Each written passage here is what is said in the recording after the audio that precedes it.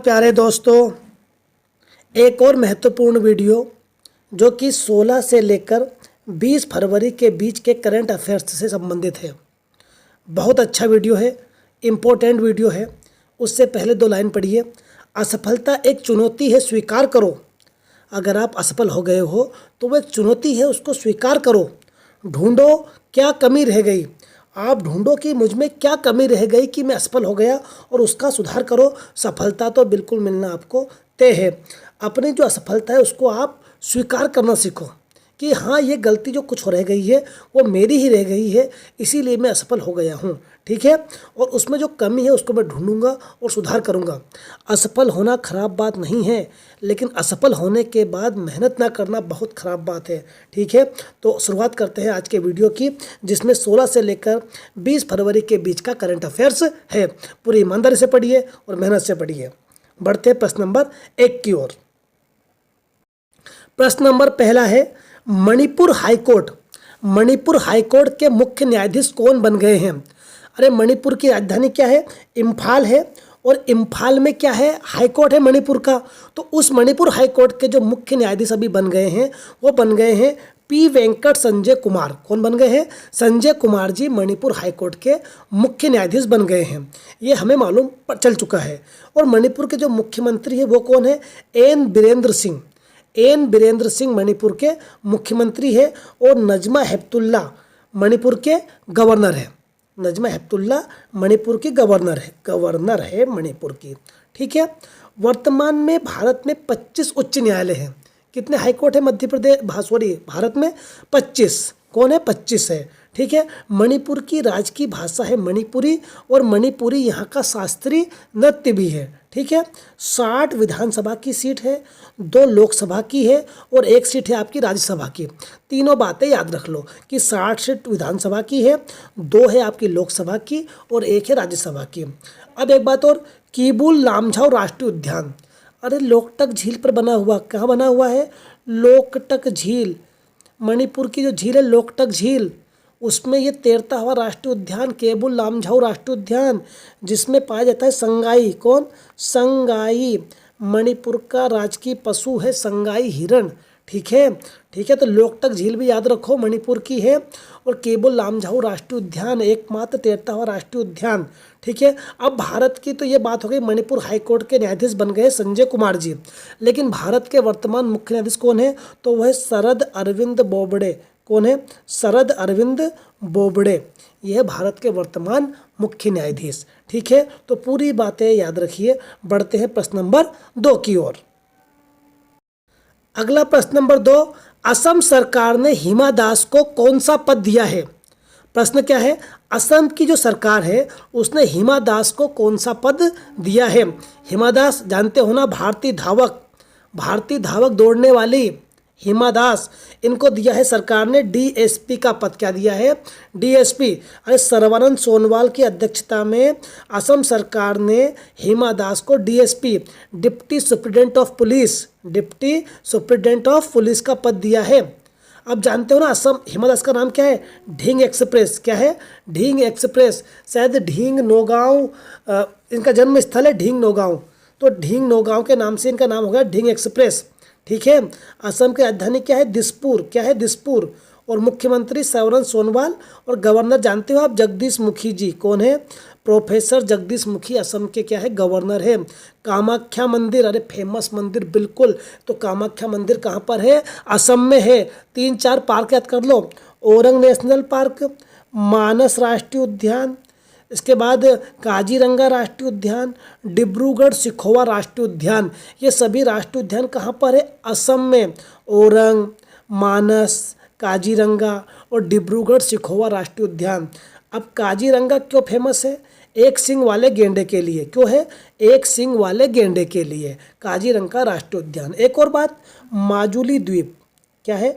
माजुली द्वीप ब्रह्मपुत्र नदी द्वारा बनाया गया द्वीप है। संसार का सबसे बड़ा नदी द्वीप है माजुली द्वीप। तो ये बातें भी नोट डाउन कर लीजिए। तो हिमा दास को दिया है डीएसपी का पद असम सरकार ने।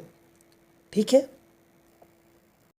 तीसरा प्रश्न, पुदुचेरी के उपराज्यपाल पद से किसे हटा दिया गया है? तो जो पांडिचेरी का ही नाम पुदुचेरी है, जानते हैं हम कि पांडिचेरी का ही नाम क्या हो गया, पुदुचेरी हो गया है।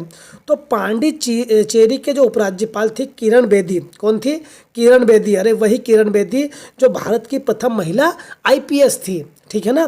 भारत की प्रथम महिला आईपीएस कौन थी, किरण बेदी, और वो अभी तक पांडिचेरी की उपराज्यपाल थी।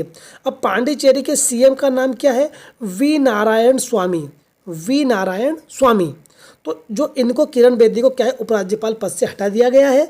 और अभी वहाँ की जो तेलंगाना की राज्यपाल है तमिलसाई सौंदरराजन, तमिलसाई सौंदरराजन, उन्हें अतिरिक्त प्रभार दे दिया गया है पांडिचेरी के उपराज्यपाल का, ठीक है, ध्यान रखना। बढ़ते हैं प्रश्न नंबर 4 की ओर। प्रश्न नंबर 4 है, माँ रसोई योजना की शुरुआत किस राज्य में हुई, माँ रसोई योजना। तो इसकी शुरुआत करते हैं पश्चिम बंगाल राज्य में, ममता बनर्जी जी। ममता बनर्जी पश्चिम बंगाल की मुख्यमंत्री है, वो शुरुआत करती है माँ रसोई योजना की, ठीक है ना। पश्चिम बंगाल की राजधानी है कोलकाता, और यहाँ पर ही बनाया है टायर पार्क। क्या बनाया गया है, टायर पार्क की शुरुआत किस राज्य में हुई है, तो टायर पार्क जो बना है वो बना है पश्चिम बंगाल में। एक और पार्क है फायर पार्क, तो फायर पार्क कहाँ बनाया गया है, वो बनाया गया है आपके ओडिशा में। कहाँ बनाया गया है, ओडिशा में बनाया गया है फायर पार्क, ठीक है। तो आप सिर्फ इतना ध्यान रखिए कि माँ रसोई योजना की शुरुआत कहाँ हुई है, पश्चिम बंगाल में इसकी शुरुआत हुई है। आईपीएल 2021 की जो अभी बोली लगी है ना चेन्नई में, कहाँ पे, चेन्नई में, शायद चेन्नई में। तो आईपीएल 21 में सबसे महंगे खिलाड़ी कौन बिके हैं महंगे, तो क्रिस मॉरिस, दक्षिण अफ्रीका के खिलाड़ी है क्रिस मॉरिस। 16 करोड़ में, कितने, 16 करोड़ लगभग है, ऊपर है 25 लाख शायद, 16 करोड़ रुपये में ये बिके हैं, लगभग 16.25 करोड़ में ये बिके हैं क्रिस मॉरिस। साउथ अफ्रीका के खिलाड़ी हैं, राजस्थान रॉयल्स की तरफ से खेलेंगे ये, और सबसे महंगे खिलाड़ी आईपीएल 21 में यही बिके हैं, ठीक है ना। IPL Indian Premier League, Indian Premier League, इसकी शुरुआत होती है 2008 में। कब शुरुआत होती है इसकी, 2008 में इसकी शुरुआत होती है आईपीएल की, ठीक है। पर्पल कैप, सबसे अधिक विकेट लेने वाले खिलाड़ी को मिलता है पर्पल कैप, और सबसे अधिक रन बनाने वाले खिलाड़ी को मिलता है ऑरेंज कैप, ठीक है।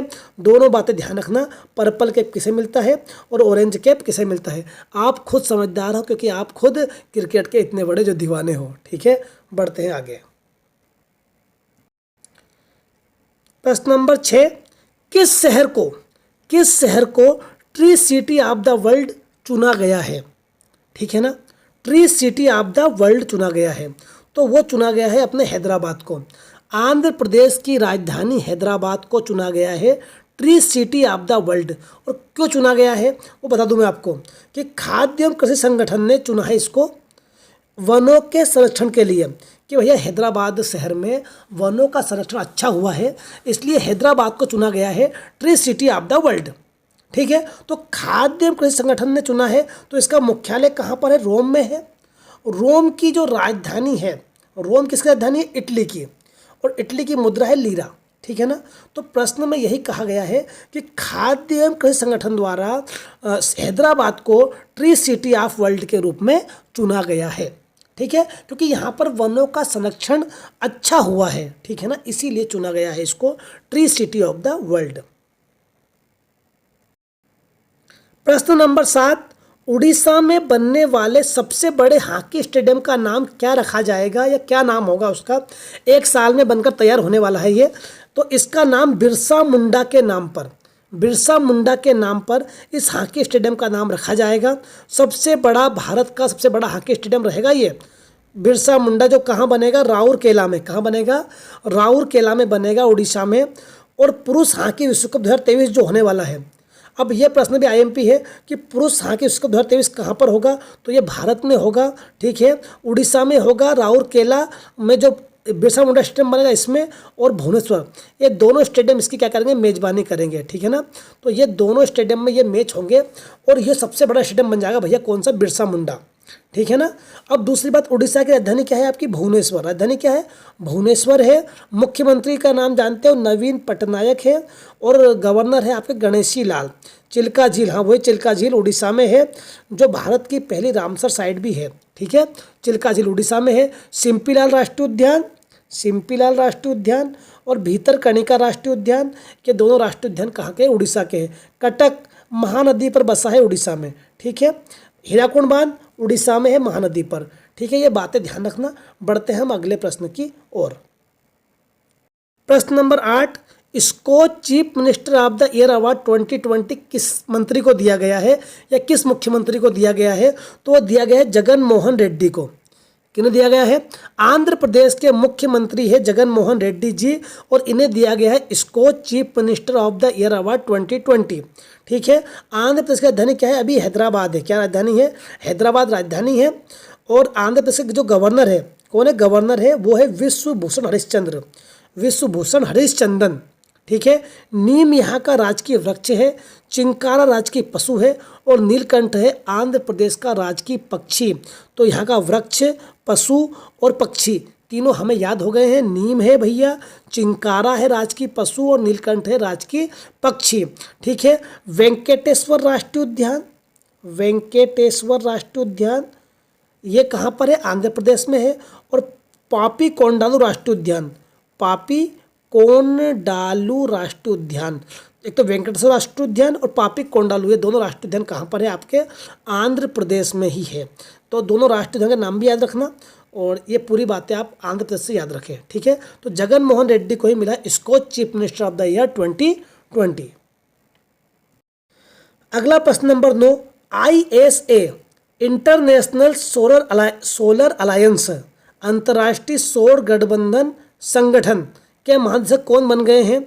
तो ये बन गए अजय माथुर जी। कौन बन गए हैं? अजय माथुर बन गए हैं ISA के महानिदेशक, ठीक है ना, ठीक है।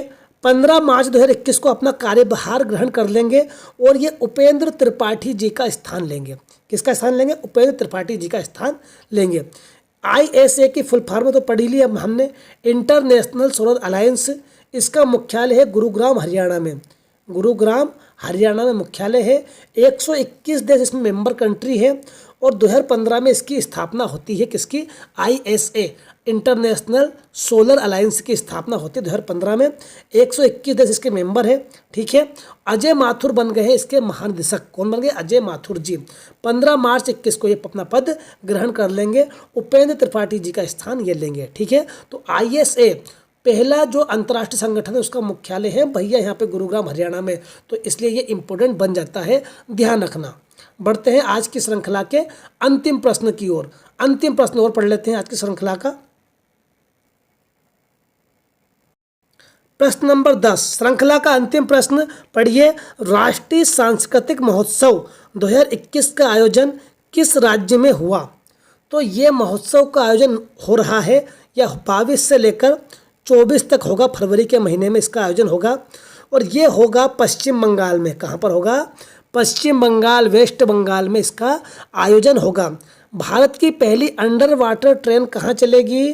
तो पहली अंडर वाटर ट्रेन भी कहाँ चलेगी? पश्चिम बंगाल में ही चलेगी अंडर वाटर ट्रेन। तो ये जानकारी ध्यान रखना आप।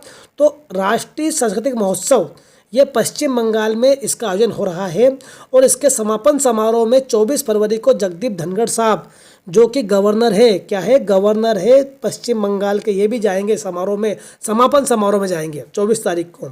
ममता बनर्जी यहाँ की मुख्यमंत्री है, और हम आगे पढ़ चुके हैं माँ रसोई योजना। माँ रसोई योजना कहाँ की है? अरे यहीं की तो है, पश्चिम बंगाल की। और एक और बना था अपन ने टायर पार्क, कहाँ बन रहा है? तो टायर पार्क भी कहाँ है? ये भी पश्चिम बंगाल में है। जगदीप धनखड़ क्या है? यहाँ के गवर्नर। ममता बनर्जी है यहाँ की अरे मुख्यमंत्री।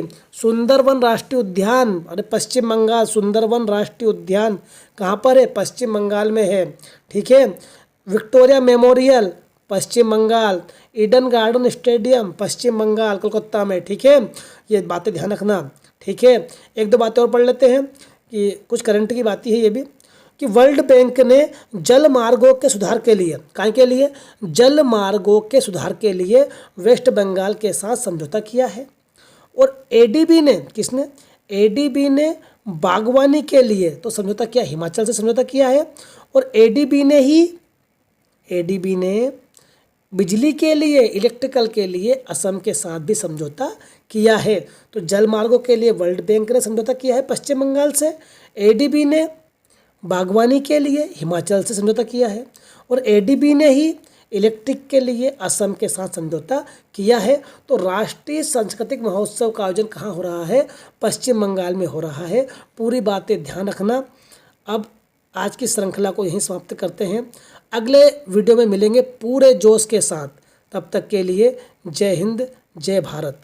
जय हिंद, जय भारत। ठीक है, जय हिंद।